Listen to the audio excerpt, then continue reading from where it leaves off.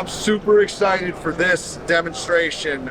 Mike just told me all about it. If you ever look that up, called the Nightforce torture test, when you see what we did to the scope, and it still performs and still zeroed and impacting targets after being frozen, after being used as a hammer to Yeah, I saw hammer that a one. 9-inch nail, it still was perfectly on zero. And basically we mimic that in this columnator to make sure there isn't any impact shifts on a reticle.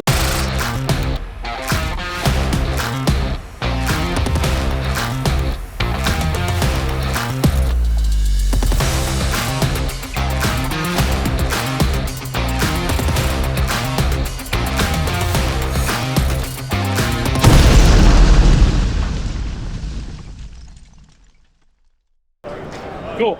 Yeah, so what we got here is a collimator. We have these back home at the factory. Each final inspector has one of these. And every Nightforce scope goes through this process before we use our factory. What we have in that black box is a fixed reticle, which is calibrated. We can measure all the holdover points. We can run a tracking test. We can run a point of aim test. So what we do is we superimpose those two as best we can.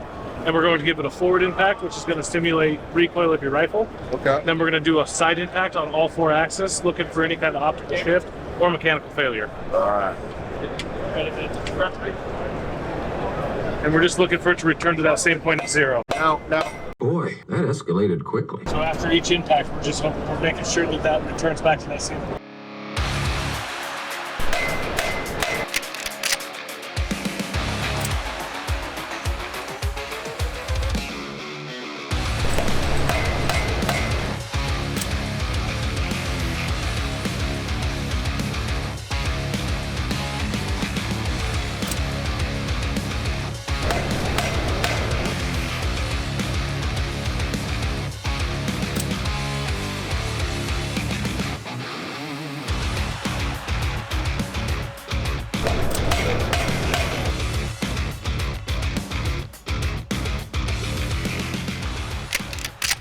how many times has this scope went through that test and it's still at zero? So this scope, I've actually had this scope at every SHOT Show and every NRA show since 2020. Every SHOT Show, every NRA show since 2020, this specific scope. Actually, I'm not even mad.